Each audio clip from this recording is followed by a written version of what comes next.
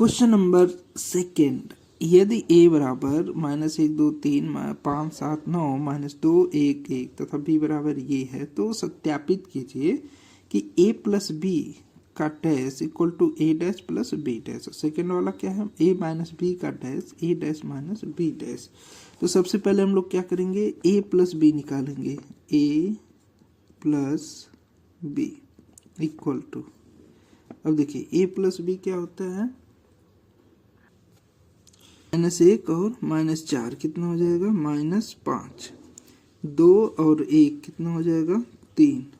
3 और -5 कितना हो जाएगा, -2। 5 और 1 6। 7 और 2 9। 9 और 0 9। -2 और 1 कितना हो जाएगा, -1। 1 और 3 कितना हो जाएगा, 4। और 1 1 कितना हो जाता है, 2। इस तरह से ये हमारा a प्लस बी आ गया। अब a प्लस बी का डैश निकालते, ये हमारा क्या है, लेफ्ट हैंड साइड है। अब a प्लस बी का डैश, a प्लस बी का डैश क्या हो जाएगा, a प्लस बी का डैश जो रो में है, जो पंक्ति में है उसको हम कॉलम में लिखेंगे। जैसे -5 3 -2 ये रो में है तो अब इसको हम लिखेंगे पंक्ति में। 6 9 9 तो ये हो जाएगा कॉलम में, ये पंक्ति में है इसको लिखेंगे कॉलम में। 1 -1 4 और 2। इस तरह से हमारा a प्लस बी का डैश आ गया। राइट हैंड साइड सॉल्व करेंगे। सबसे पहले हम a और b की वैल्यू दी तो इसका a डैश निकालेंगे। तो यहाँ पर a डैश क्या हो जाएगा, a dash equal to,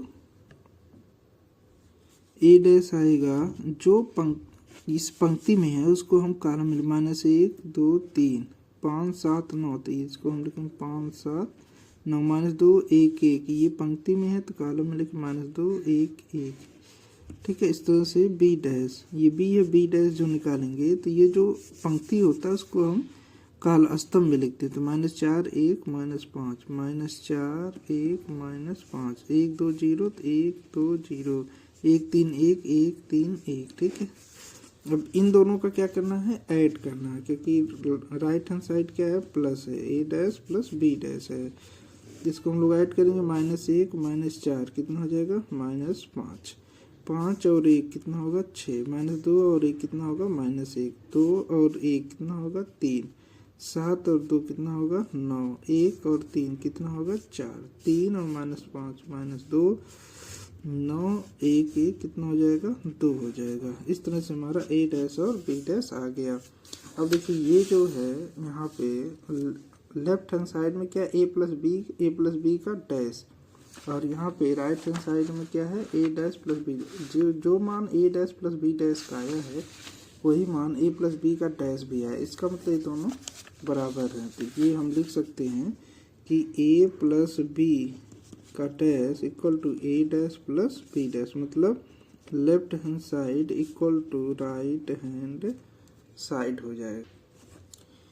question number second, a बराबर दिया b बराबर दिया है तो हमको प्रूफ करना है a माइनस बी का dash equal to a dash minus b dash. सबसे पहले हम लेफ्ट हैंड साइड मतलब a माइनस b का डैश ये प्रूफ करेंगे, मतलब ये क्या है, इसकी वैल्यू क्या आएगी।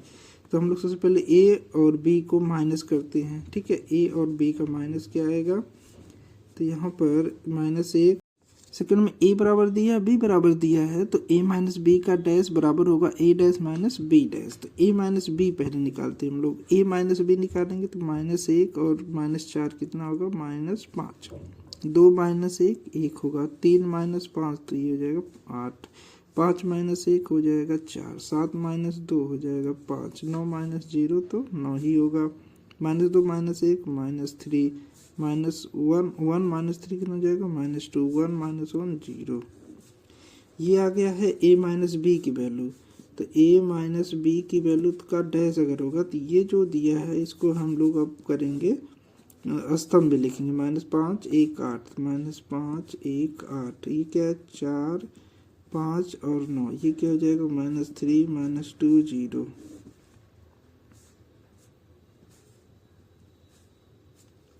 ए माइनस बी आ गया, ये ए माइनस बी का डैश आ गया। अब हम लोग इसको फाइंड आउट करेंगे, ये ए डैश माइनस बी डैश।